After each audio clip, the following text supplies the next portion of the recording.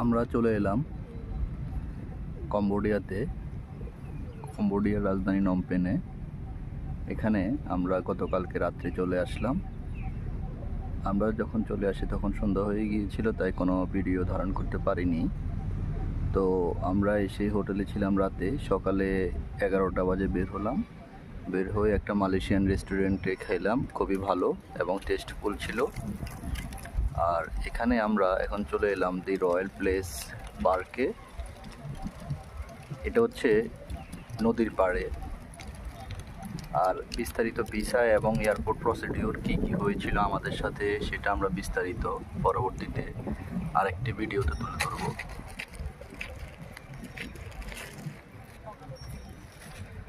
আমরা আছি এখন রয়্যাল প্লেসের এখানে ওদের বিভিন্ন প্যাগোডা কিংবা মন্দির টাইপের এরকম কিছু আছে। আর এখানে খোলা মাঠ আছে, মাঠের পাশে হচ্ছে নদী।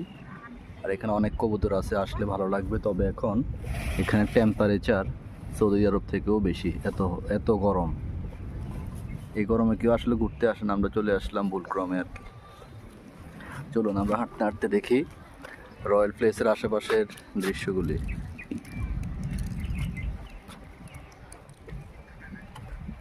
এখানে আরো ফুটপাতে বিভিন্ন জিনিস বিক্রি করতেছে, চা বিক্রি করতেছে, আইসক্রিম বিক্রি করতেছে।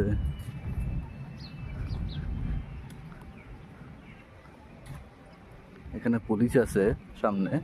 আর এখানে সব সময় আমাদেরকে হোটেল থেকে শুরু করে সব জায়গাতে খেতে গিয়েছিলাম মালয়েশিয়ান রেস্টুরেন্টে, ওখানেও বলেছিল যে আপনারা একটু সেফ থাকবেন, মোবাইল টাকা পয়সা নিয়ে আর একা একা চলাফেরা করা খুবই সাবধান।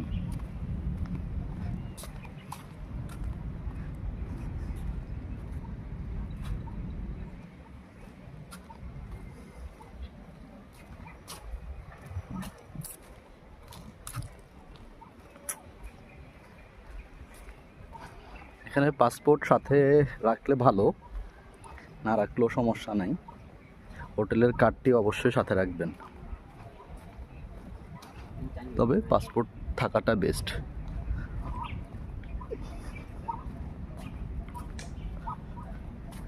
আমরা হাঁটতে হাঁটতে কিছু কথা বলি, সেটা হচ্ছে কম্বোডিয়ান ভিসা সম্পর্কে একটু কথা বলি। আপনারা যারা কম্বোডিয়াতে আসতে চান, এতে হতাশ হওয়ার কোনো কারণ নাই।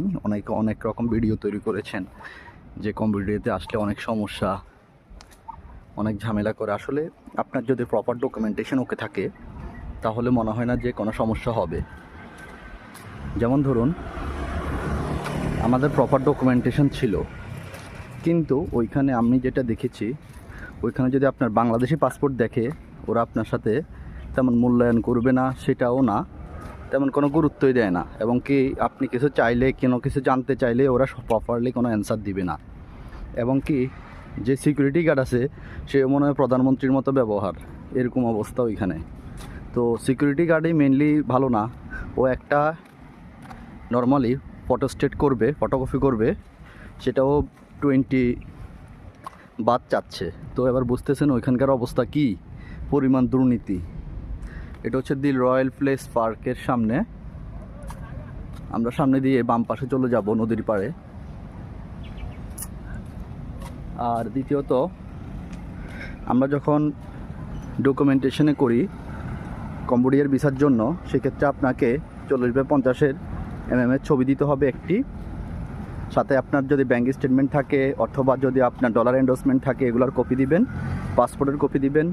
আপনার থাইল্যান্ডে প্রবেশ করেছেন তার যে স্ট্যাম্প পড়েছে পাসপোর্টে, ওইটা সহ ভিসার কপি দিবেন। আর আপনার কম্বোডিয়াতে রিটার্ন এয়ার টিকিট দিবেন, কম্বোডিয়ার হোটেল বুকিং দিবেন। এই কয়েকটা ডকুমেন্ট যদি আপনার প্রপার থাকে, তাইলে আপনার ভিসা না হওয়ার কোনো চান্স নাই। দ্বিতীয়ত, যদি আপনার ব্যাঙ্ক স্টেটমেন্ট দেন তাহলে এখন 1500 বাত নিবে, আর যদি ব্যাঙ্ক স্টেটমেন্ট না দেন 1600 বাত নিবে। তো এই হচ্ছে অবস্থা। আর আপনার যারা আগে বলেছিল যে 8টা বাজে পাসপোর্ট জমা দিয়ে 9টা বাজে 11টা বাজে পেয়ে যায়, বর্তমান অবস্থা কিন্তু সেটা নাই। আপনাকে 11টা পর্যন্ত ওরা জমা নিবে, দেন ওরা 4টার পরে আপনার পাসপোর্ট ডেলিভারি দিবে।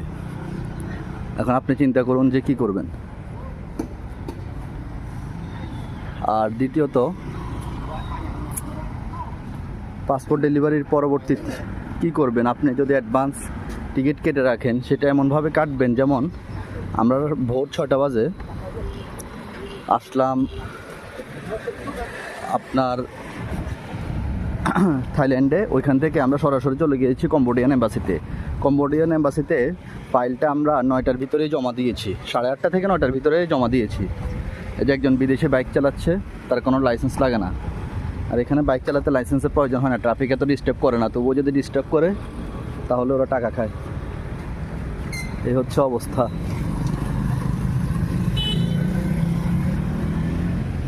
আমরা এদিক দিয়ে এখন নদীর পাড়ে যাব, নদীর পাড়ে হাঁটতে হাঁটতে কিছু কথা বলি, আরও রোডটা ক্রস করে ওই পাড়ে যাব আগে।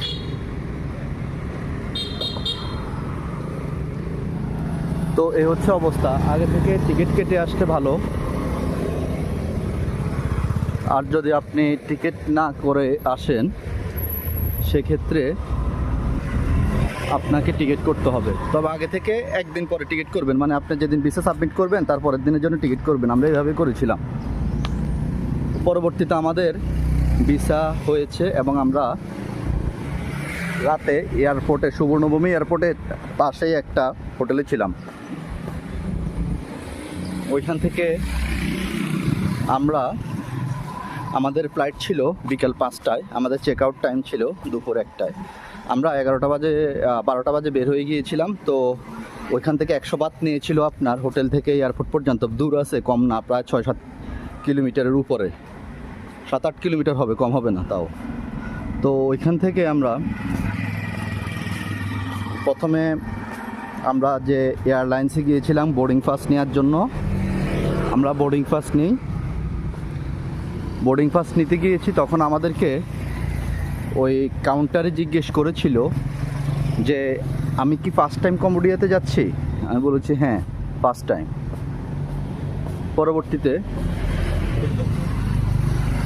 পরবর্তীতে ওরা জিজ্ঞেস করলো যে আপনার কাছে কি হিউজ পরিমাণ ডলার আছে ঘোরার মতো।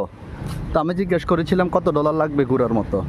ওরা বলেছিল যে এটা আমাদের কোনো রুলস রেগুলেশন না, এটা হচ্ছে আপনার কম্বোডিয়ান ইমিগ্রেশন পুলিশ আপনাকে $500 দেখতে চাইবে। যদি $500 আপনি ক্যাশ দেখাতে পারেন তাহলে আপনাকে ওরা ঢুকতে দেবে, না হলে ঝামেলা করবে। ওরা, আমি বলেছিলাম যে এর থেকেও বেশি আছে, সমস্যা নেই। ওরা বললো ইটস ওকে। ব্যাস, ওরা আমাকে বোর্ডিং পাস দিয়ে দিল, এবং কি সাথে যেটা দেখতে চেয়েছে সেটা হলো আপনার হোটেল বুকিং এবং কি রিটার্ন এয়ার টিকিট আছে কি না, আমি ওইখান থেকে কোথায় ব্যাক করব। আপনি চাইলে কম্বোডিয়া থেকে মালয়েশিয়া যেতে পারেন, সিঙ্গাপুর যেতে পারেন, চীন যেতে পারেন, যেখানে ইচ্ছা যেতে পারেন, তবে জাস্ট কম্পালসারি আপনাকে হোটেল বুকিং করতে হবে। তো পরবর্তীতে হোটেল বুকিং এবং কি আমরা রিটার্ন এয়ার টিকিট দোনোটাই নিয়ে গিয়েছিলাম। যাই হোক, আমরা হাঁটতে হাঁটতে অনেক দূর চলে আসলাম। এদিক থেকে নদীর পাড়ের দিকে চলে যাব, এই সাইড হয়ে যাই, রোডটা ক্রস করে ফেলি। তো পরবর্তীতে ওরা রিটার্ন এয়ার টিকিট দেখে আমাদেরকে বলল ওকে, তাহলে আপনি বোর্ডিং পাস নিয়ে চলে যান।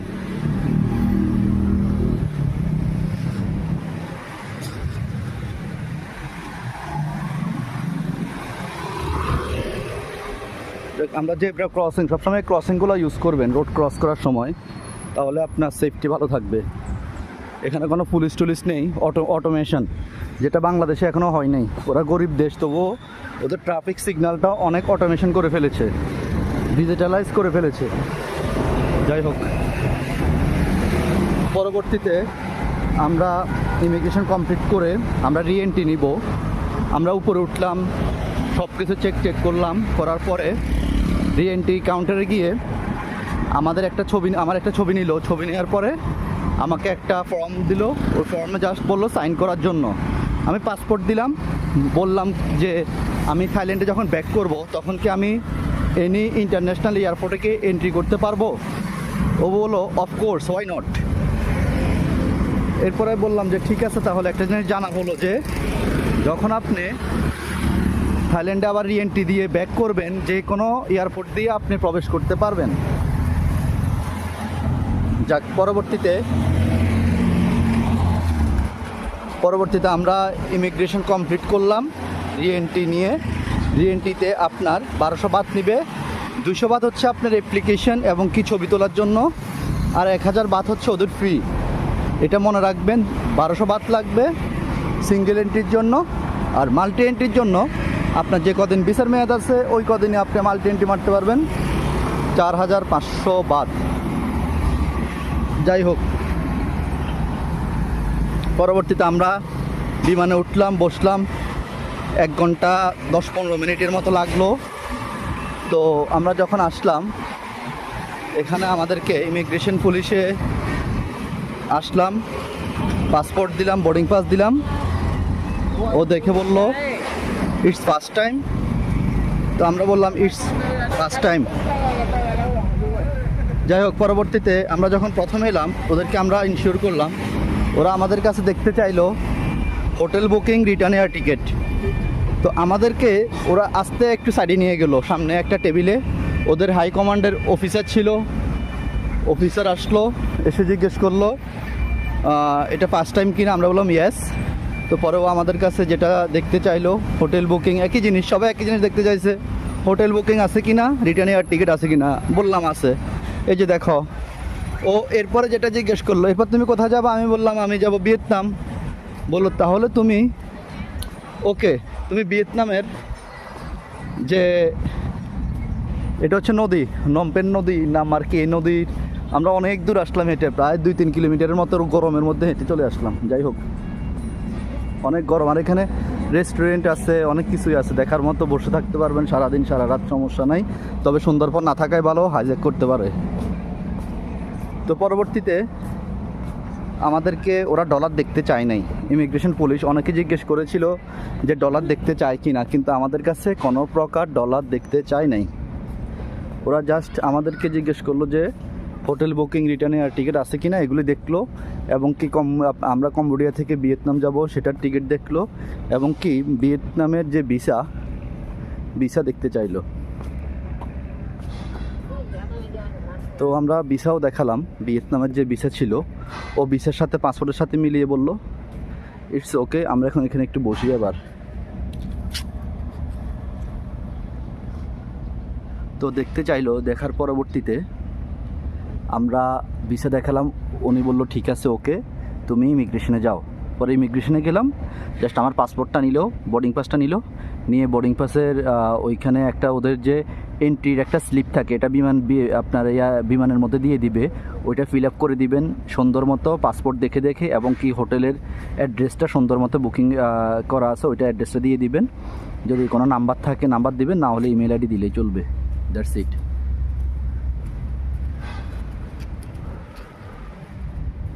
নদীটা এখানে 2টা ভাগ হয়ে গেছে, একটা ওই দিকে চলে গেছে আর একটা এই সোজা চলে গেছে।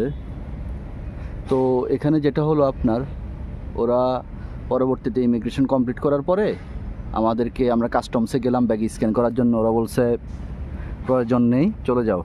পরে আমরা চলে আসলাম। এখন অনেকে ভয়ভীতি দেখাচ্ছে আপনাদেরকে যে কম্বোডিয়াতে আসলে ডলার আনতে হবে 1000, 2000, 3000।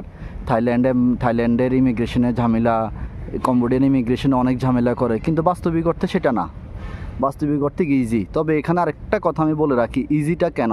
কারণ আপনার পাসপোর্টে যখন দেখবে যে আপনি মেনি টাইমস বাংলাদেশ থেকে অন্য দেশে ভ্রমণ করেছিলেন, তাহলে আপনাকে কিন্তু এত কোশ্চেনও জিজ্ঞেস করে না, যেটা আমাদেরকে করে নাই। যেহেতু আমরা অনেকবার বিদেশ সফর করেছিলাম, অনেক দেশে গিয়েছিলাম, তাই ওরা বুঝতে পেরেছে যে ও হচ্ছে গিয়ে আপনার ট্রাভেলার। তো এই কারণে ওর কোনো সমস্যা না, ও আবার রিটার্ন করবে। যাই হোক, আর এখানে আপনারা সবসময় সাবধান থাকবেন মোবাইল, টাকা পয়সা নিয়ে, হোটেল থেকে শুরু করে সব জায়গাতে। আর এখানে আরেকটা জিনিস বলে রাখি যে মেইল এই বিষয়গুলো নিয়ে একটু সাবধানতা অবলম্বন করবেন। এখানে খুবই ক্রিমিনাল এবং কি ক্রাইম, প্রচণ্ড পরিমাণে ক্রাইম হয়। হ্যাঁ, প্রচণ্ড পরিমাণে ক্রাইম হয়। আর ডলারে এক্সচেঞ্জের ক্ষেত্রেও সাবধান। আপনি যদি ডলারও এক্সচেঞ্জ করতে দেন, আপনি ভালো ডলার এক্সচেঞ্জ করার সময় আপনি ডলারের ছবিটা উঠে রাখবেন। ডলারের ছবি উঠে তারপর এক্সচেঞ্জ করতে দিবেন। হ্যাঁ, যেহেতু ডলারের এক্সচেঞ্জের নাম্বারটা ও মিলাইতে পারে, কারণ ওরা নকল ডলার, এখানে ফেক ডলার আছে। আপনি সুন্দর মতো আপনারটা নিবে, এরপরে বলবে না এটা চলবে না, তুমি ফেক ডলার দিয়ে দিয়েছ। তাই অত্যন্ত সাবধানতা অবলম্বন করা দরকার। এই হচ্ছে মূলত বিষয়। কারো কোনো প্রশ্ন থাকলে সরাসরি কমেন্ট করতে পারেন, অথবা আমাদের নাম্বার দেওয়া আছে, নাম্বারে যোগাযোগ করতে পারেন। কোনো সমস্যা না, আমরা কোনো ট্রাভেল এজেন্ট কিংবা দালাল না। তো আপনাদের কারণ কোনো সহযোগিতা লাগলে অবশ্যই নক করতে পারেন। এটা হচ্ছে নমপেন শহর, পুনম। এটা হচ্ছে নমপেন নদী, পুনমপে শহরটা এখান থেকে পুরা নদীর ওই পাড়েরটা দেখা যাচ্ছে। আর কম্বোডিয়া এতটা উন্নত না, বাংলাদেশ থেকেও খারাপ অবস্থা, কিন্তু এখানে রাস্তাঘাট দেখলে মনে হবে যে ওরা অনেক উন্নত, অনেক ভালো। হ্যাঁ, তো কিন্তু বাস্তবিক অর্থে একটা ফেরি দেখা যাচ্ছে, ফেরিটাও দেখেন মান্দাতা আমলের ফেরি, কিন্তু খুবই কষ্ট জরাজীর্ণ ওদের অবস্থা। যা দেখলাম এখানকার অর্থনৈতিক অবস্থা খুবই বিধ্বস্ত, এবং কি দ্রব্যমূল্যের দাম এত ঊর্ধ্বগতি যেটা বলার বাইরে। অসাংঘাতিক দাম, এখানে জিনিসপত্রের অসাংঘাতিক দাম। আপনারা আসলে বাংলাদেশ থেকে মিস্টার নুডলস নিয়ে আসবেন, ও যে কাপ নুডলসগুলা, এরপরে অন্য অন্য খাবার নিয়ে আসতে পারেন চাইলে। আর যদি এখানে খাবার খেতে পারেন, প্রতি টাইমে ধরেন দুপুরে খেতে লাগবে আপনার এভারেজলি 700-800 টাকা। আবার আপনার রাতে যদি খান, ভাত খান মাংস দিয়া, তাইলে আপনার 500-600 টাকার নিচে আসবে না। মানে প্রতি বেলাতে আপনার 500-600 টাকা, 700 টাকা আসবেই। তো এই হচ্ছে অবস্থা। আর আমরা এখান থেকে শহর থেকে বাইরে ট্যুর করব একদিন, সেটাও আপনাদেরকে দেখাবো। আর ভিসা এবং কি ডকুমেন্টেশন এবং ইমিগ্রেশন সম্পর্কে কোনো দ্বিধাদ্বন্দ্বের দরকার নাই। কেউ আসতে চাইলে আসতে পারেন, তবে না আসাই বেস্ট। কারণ হচ্ছে এখানে এমন কিছু দেখার নাই। হয়তো অনেকে আছেন ইউরোপ আমেরিকাতে যাবেন, স্ট্যাম্পিং করতে আসছেন, কিন্তু আমরা স্ট্যাম্পিং করতে আসি নাই, আমরা ঘুরতে আসছি। কারণ হচ্ছে আমাদের অনেক ভিসা লাগানো আছে, আমাদের প্রায় 10-15টা দেশের ভিসা লাগানো আছে, আমরা ঘুরেছি। সেই জন্য আমাদেরকে হয়তো এত কোশ্চেন করে নাই, কিংবা ও যখন পাসপোর্টটা উল্টাইছে ও ভিসার সিল দেখতে দেখতেই ওর টাইম শেষ হয়ে গেছে, এই জন্য বলেছে চলো যাও। হ্যাঁ, যাই হোক, এ হচ্ছে অবস্থা আর কি। তো সবাই ভালো থাকবেন, সুস্থ থাকবেন, আর কোনো কোশ্চেন থাকলে জানাবেন। এ হচ্ছে অবস্থা। আল্লাহ হাফেজ, সবাই ভালো থাকেন।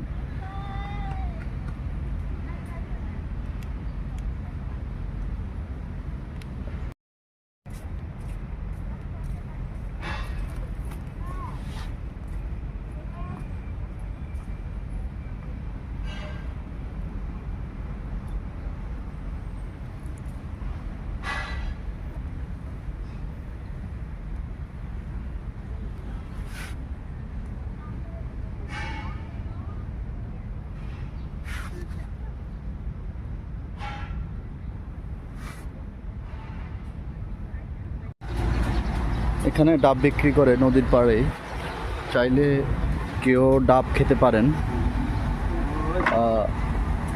4000-এ দিয়েছে, তবে 6000 চেয়েছিল।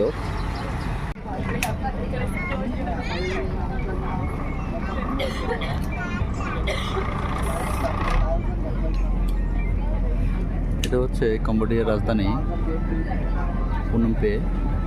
আর এখান থেকে আমরা এখন আজকে বিকালের জন্য এই বোটে উঠলাম। এই বোটে আপনাদেরকে যারা আসবেন বাংলাদেশ থেকে, অবশ্যই 1 ঘন্টার একটা ট্যুর দেবে ওরা সানসেট পর্যন্ত। এটা এখান থেকে আমাদেরকে নিয়ে যাবে একদম ওই যে ওই মাথায় সানসেট পর্যন্ত, ওইখানে রাখবে, দেন ওরা কাম ব্যাক করবে।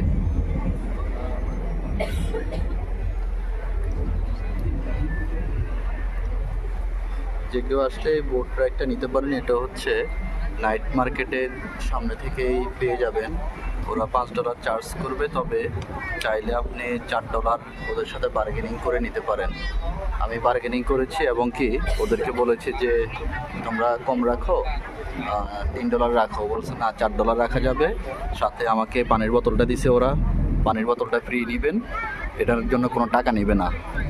আর হচ্ছে এই হচ্ছে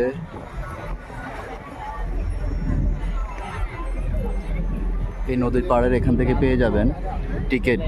প্রতি টিকিটের দাম $4 পর্যন্ত বলবেন, $4-এর বেশি দিবেন না।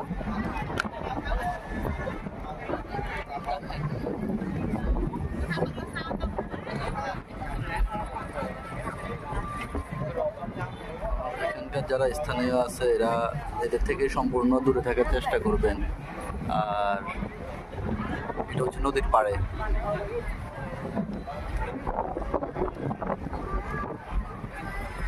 এখানে অনেক বিদেশিরা আছে, বেশিরভাগ যারা বিদেশ থেকে ঘুরতে আসে। তবে ঘোরার মতো আমাদের বাংলাদেশও অনেক সুন্দর, কিন্তু এখানে হয়তো আমরা আসি দেখার জন্য। তবে হ্যাঁ, এখানে একটা জিনিস পরিষ্কার পরিচ্ছন্ন, নিট অ্যান্ড ক্লিন। এই যে আমাদের বুড়িগঙ্গা নদীটা চাইলেও কিন্তু এরকম সরকার করতে পারে। কি সুন্দর নদীর পাড়ে বসার জায়গা করে দিছে, বোট রাইডের জায়গা করে দিছে, একদম শহরের পাশেই। আমাদেরও তো এরকম একটা নদী আছে, কিন্তু বাস্তবিক অর্থে সেটা কল্পনীয়। যাই হোক, তবুও সরকার ডেভেলপ করতেছে, আস্তে আস্তে হয়ে যাবে ইনশাল্লাহ।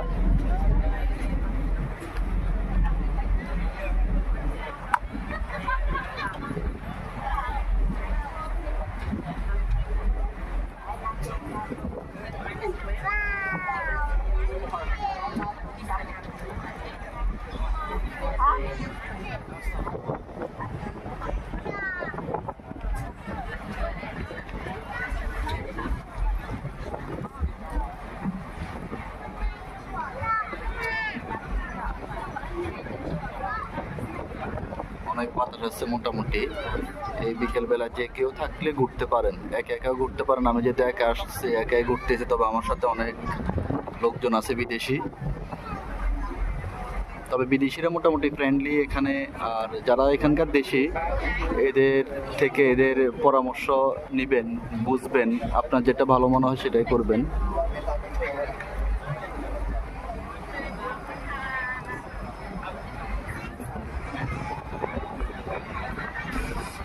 আমরা কালকে সিএম রিফ যাব। সিএম রিফে ওইখানে অ্যানকোর যে একটা মন্দির আছে, বিশ্বের সবথেকে পুরাতন একটা মন্দির, এবং কি ওই প্যাগোডাতে ওইখানে দেখতে যাব। ওই এলাকাতে নাকি অনেক সুন্দর সুন্দর জিনিসের জায়গা আছে, সেগুলি আমরা দেখব। আমি কিন্তু আজকে দুপুরবেলা এখানে হেঁটেছিলাম, ভিডিওতে দেখিয়েছিলাম।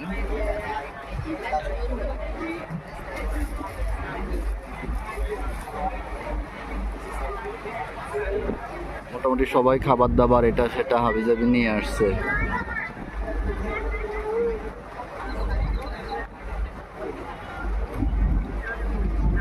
এখান থেকেও বোট ছাড়ে, তবে এই বোটগুলো ছোট।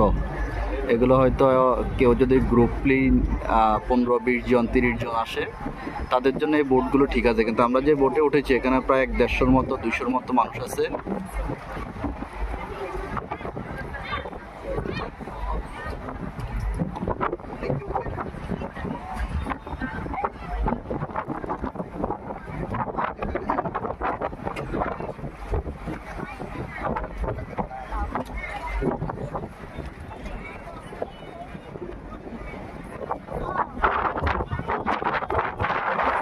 ছেড়েছে, আমি আসলাম আর বোটটাও ছেড়ে দিল।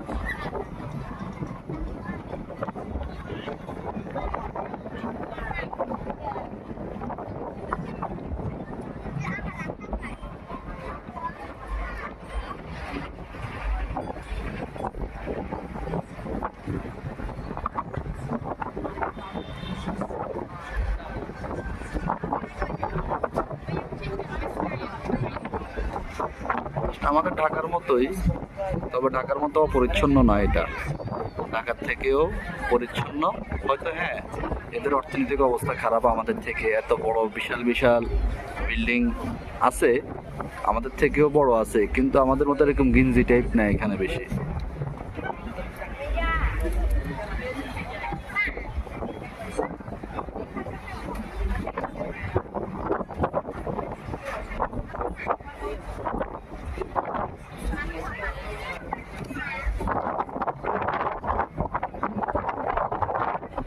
এখানে আজকে দুপুরে আমি হেঁটেছিলাম লাঞ্চ করার পরে। আর যেটা বলবো সেটা হচ্ছে এখানে লাঞ্চ করার জন্য আপনারা বাংলাদেশে যে ওই যে বিসমিল্লা হোটেল আছে, এখান থেকে মনে হয় মালয়েশিয়ান একটা হোটেল আছে, আমি অ্যাড্রেস দিয়ে দিব, ওই হোটেলের খাবারটা বেস্ট হবে। বাংলাদেশে এখানে আপনার 600-700 টাকা নেয়, কিন্তু খাবারের মানটা ভালো না। হয়তো হ্যাঁ ভাত অনেকগুলো দিছে, মাংস অনেকগুলো দিছে মনে হচ্ছে, কিন্তু মোটেও টেস্টি না। বিসমিল্লা হোটেলের খাবার মোটেও টেস্টি না। তাই আপনারা মালয়েশিয়ান একটা হোটেল আছে, আমি অ্যাড্রেস দিয়ে দেবো, ওই হোটেলে খেতে পারেন।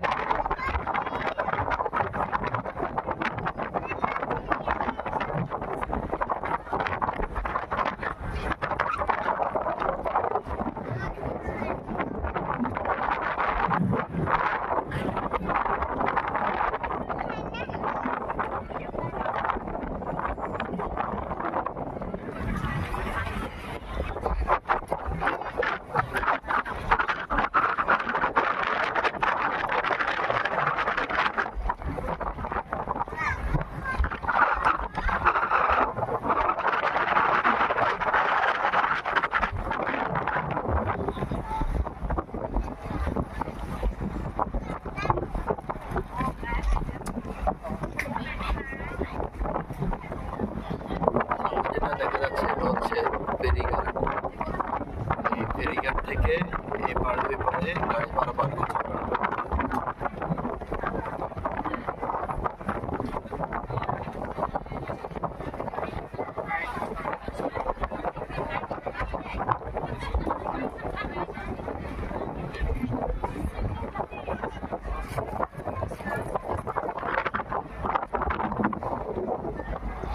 আমাদেরকে এই বোটে 1 ঘন্টা রাখবে ওরা। 1 ঘন্টার জন্য $4। $4 বলতে একটা জিনিস মাথায় রাখবেন, $4 মিনস $1 4000 রিয়েল। ওদের দেশে যে মুদ্রা আছে রিয়েল, $1 4000 রিয়েল, মানে আপনার 4 16,000 রিয়েল নিয়েছে আমার থেকে।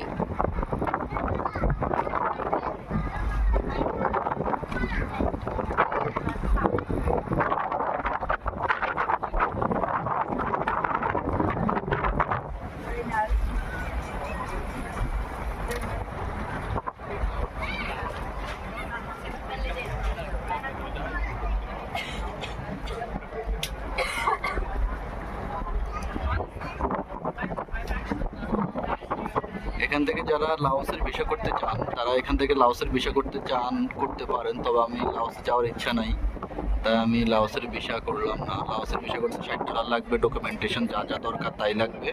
আর থাই ভিসা করার জন্য যে ছবি দিয়েছেন, ওই ছবির 3 কপি ছবি লাগবে।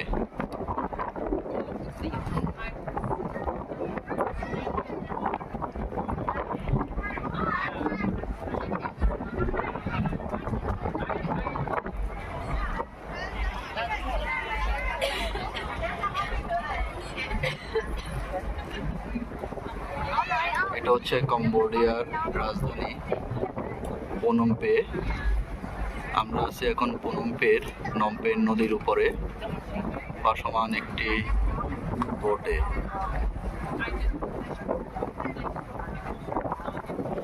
সবাইকে দেখতে থাকুন আস্তে আস্তে।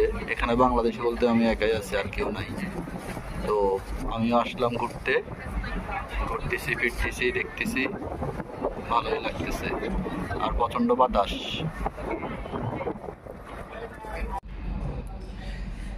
এখান থেকে চাইলে আপনারা বাসের টিকিট করতে পারেন পুনমপে থেকে সিয়াম রিপ। সিয়াম রিপে আপনারা চাইলে সকালে গিয়ে আবার রাতেও ব্যাক করতে পারেন, তবে 2-1 দিন থাকলে ভালো। আর এখান থেকে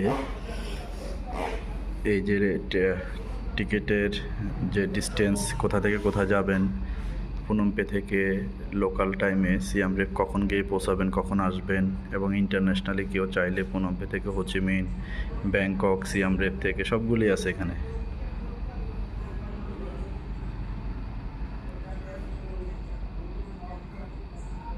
এই বাসের টিকিটটা কাউন্টারটা হচ্ছে নাইট মার্কেট দেখা যাচ্ছে। নাইট মার্কেটের পাশেই, এই নদীর পাড়ে যে নাইট মার্কেট আছে ওইটার পাশে এই বাসের কাউন্টারটা। বাসের নাম দেখিয়ে দিয়েছি, আমি চাই একটা কার্ডও দিয়ে দিব আপনাদেরকে।